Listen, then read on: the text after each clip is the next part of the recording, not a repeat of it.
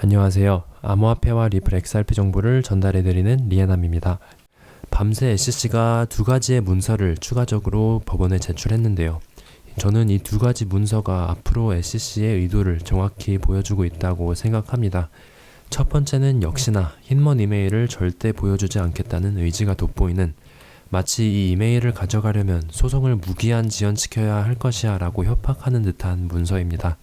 읽어봤는데 제가 전혀 예상을 못한 방법으로 때를 쓰고 있습니다. 바로 여러분들도 아시겠지만 이제까지 흰먼 이메일에 관한 실랑이는 모두 DPP를 둘러싼 거였는데 1년을 꼬박 기다려서 결국 DPP가 적용되지 않는다라는 판결이 나니 이제 와서 SC가 하는 말이, 그렇다면 DPP는 잊어버려. 우리가 흰먼 이메일을 제출하지 않아도 되는 새로운 이유를 주장할 테니 시간을 더 줘 라고 하는 겁니다. 진짜 SC 측 변호사들의 창의성은 인정해줘야 되는 것 같습니다. 그러면서 하는 말이, 이 이메일에 관한 실랑이로 약식 판결이 늦어질 필요는 없어. 이메일 없이도 약식 판결을 진행할 수 있잖아 라면서 은근슬쩍 이메일 없이 소송을 진행시키려고 하네요.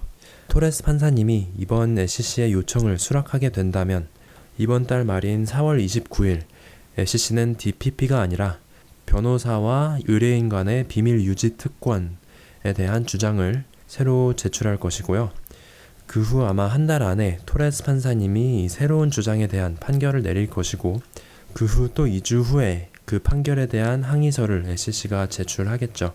이렇게 되면 이 항의서에 대한 토레스 판사님의 답변은 7월이 돼서야 나올 것 같은데, 원래대로라면 7월이면 거의 약식 판결이 끝나 있어야 하는 시점인데 그때까지 이 흰먼 이메일을 가지고만 실랑이를 벌이고 있기에는 리플 측에서도 손해가 너무 크다고 판단할 것 같습니다.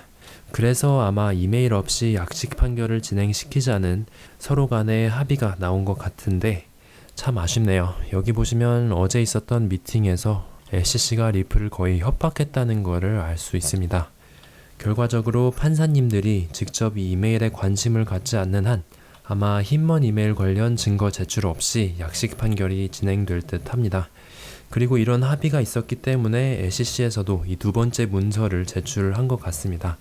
바로 더 이상의 디스커버리 없이 약식 판결을 진행하는 스케줄을 내놓겠다는, 얼핏 보면 한 발 물러선 듯한 제스처지만 알고 보면 흰먼 이메일을 제출하지 않고 약식 판결을 진행시키겠다는 뜻이 담긴 문서입니다. 자, 그럼 SC가 원하는 대로 흰먼 이메일 없이 약식 판결이 진행된다면 결과가 어떻게 될까요? 재밌는 건 넷번 판사님은 이미 흰먼 이메일을 다 읽어봤다는 겁니다. 그렇기 때문에 제가 생각하는 대로 그 이메일 내용에 리플의 무죄를 입증하는 어떤 증거가 있다면, 아무리 그 증거가 공식적으로 제출되지 않았다고 해도 이미 진실을 알고 있는 판사로서 넷번 판사님이나 토레스 판사님이 오심을 내리진 않겠죠. 결국 약식 판결로 가게 된다면 리플이 승리할 거고, SC 측에서는 그렇게 되더라도 흰먼 이메일을 공개하지 않았다라는 것으로 만족할 만합니다. 이게 바로 오늘 우리가 알게 된 새로운 경우의 수고, 이번에 토레스 판사님이 SC의 요청대로 이메일 증거 제출 없이 약식 판결을 진행시키게 된다면 아마 이 시나리오로 소송이 마무리 지어지지 않을까 생각합니다. SC는 법원의 판결에 따라 초창기에 있었던 리플의 XRP 판매에 대한 벌금을 어느 정도 따가고, SC는 비리가 들어있는 흰먼 이메일을 숨길 수 있게 되고, 리플은 오늘날의 XRP는 증권이 아니다라는 걸 입증해서 미국에서의 비즈니스를 이어갈 수 있게 되는, 비리를 밝힐 수 없어 아쉽지만 XRP 홀더로서 크게 나쁠 건 없는 그런 결과가 나올 것 같습니다. 물론 저는 전문가가 아니기 때문에 확신해 드릴 순 없지만 이런 약식 판결에 의한 결과가 모두가 만족할 수 있을 만한 결과인 것 같습니다. 자, 그럼 소송에 관한 내용은 어느 정도 정리가 된 것 같고요. 바로 다음 큰 뉴스로 넘어가 보도록 하겠습니다. 마이클 바라는 사람은 2015년 리플의 자문위원회에서 일했던 사람인데요. 오바마 때도 미국 재무부에서 부총무로 일해왔던 마이클 바는 리플의 자문위원이 됐을 그 당시에 리플과 일하게 되어서 아주 기쁘다. 오늘날 전 세계의 송금 시스템은 낡아 빠져있고 앞으로 송금 기술에서의 혁신은 소비자와 기업들에게 모두 도움이 될 것이다 라고 말한 적이 있습니다. 자, 그랬던 마이클 바가 바로 어제 미국 바이든 대통령에 의해 앞으로 미국 연준의 부회장 자리에 임명될 후보로 지목됐다고 합니다.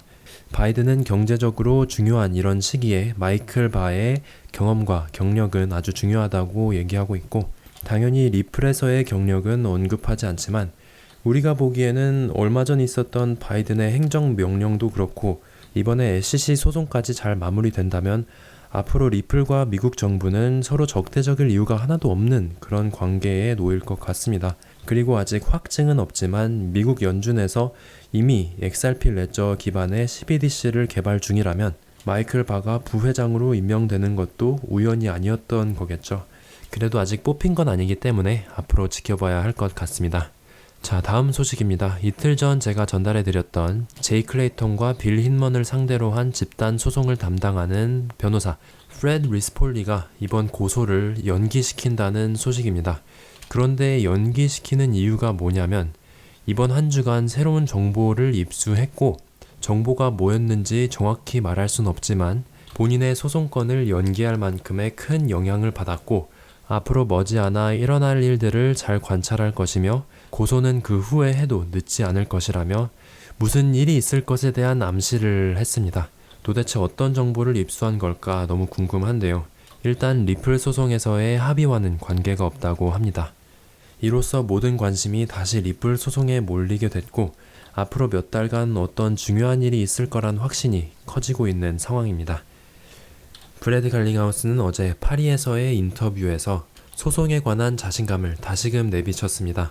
처음 소송에 걸렸을 때는 상상도 못했을 만큼 현재 소송은 잘 풀리고 있다며 또 미국을 제외한 해외에서는 놀라운 성장률을 보여주고 있다며 리플의 비즈니스에 확신하고 있는 모습을 보여줬습니다. 자, 마지막으로 가격에 대해서 또 얘기를 안 할 수가 없습니다. 솔직히 큰 뉴스가 있었던 것도 아닌데 탑10 나머지 모든 코인이 하락하는 가운데 오직 XRP만이 8% 이상의 상승을 보여주면서 지금도 코인마켓캡 상위 100개 코인 중에서 1등입니다. 트위터 커뮤니티의 스테픈 휴버는 이에 관한 추측으로 어제 있었던 SEC의 내부 미팅, 선샤인 미팅을 지목했는데요. SEC 미팅에서 리플과 합의를 보자는 결론이 나고 그에 따른 내부 거래가 있었던 게 아닌가, 인사이더 트레이딩이 있었던 게 아닌가라는 추측입니다. 당연히 재미로 하는 얘기지만 그 정도로 어제의 상승은 좀 뜬금없었다라고 할 수 있을 것 같습니다. 자, 그럼 오늘 영상은 여기서 마치도록 하겠습니다. 늘 시청해주시는 여러분들 정말 감사드립니다. 영상이 도움이 되셨다면 좋아요와 구독 잊지 말아주시고 평안한 주말 보내시길 바라면서 저는 이만 다음 영상에서 뵙도록 하겠습니다. 감사합니다.